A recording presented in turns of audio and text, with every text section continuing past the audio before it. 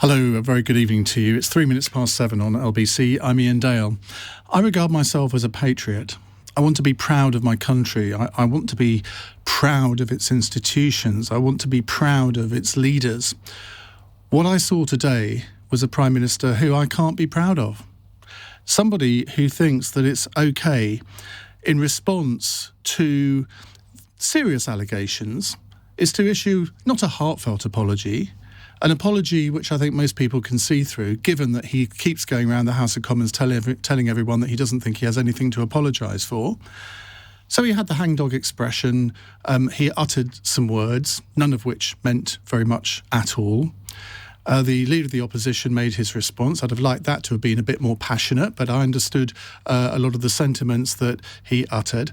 And then, and this is the disgraceful bit, then, instead of actually giving a considered response to the Leader of Her Majesty's opposition, our Prime Minister decides to accuse Keir Starmer of prosecuting journalists rather than Jimmy Savile when he was Director of Public Prosecutions.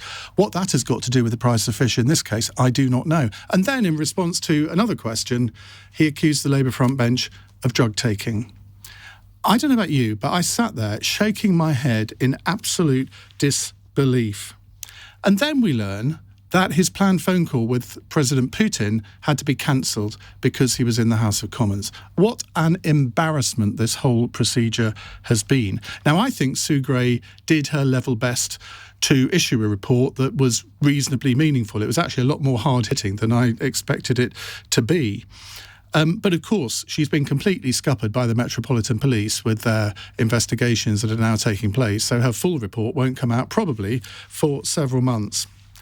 Now, when the Prime Minister of this country loses the trust of not just many people in his own party, but the electorate, then he has to consider whether he is the best person to lead the Conservative Party over the next few years. Now, many Conservative MPs have come to the conclusion that he is not. Andrew Mitchell was very powerful today. I thought Theresa May was very powerful. And then we heard this from the Conservative MP, Iain Dale. It seems a lot of people attended events in May 2020. The one I recall attending was my grandmother's funeral. She was a wonderful woman. As well as a love for her family, she served her community as a councillor, and she served Dartford Conservative Association loyally for many years. I drove for 3 hours from Staffordshire to Kent.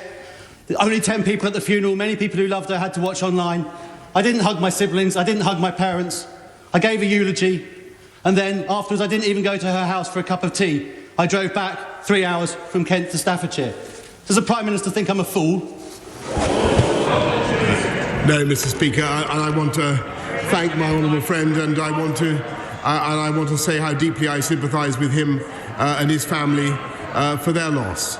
And all I can say is, again, that I'm very, very sorry for misjudgments that may be made by me or anybody else in Number 10 and the Cabinet Office. And I can only ask him respectfully, Mr. Speaker, to look at what Sue Gray has said, but also to wait for the conclusion of the inquiry. My method.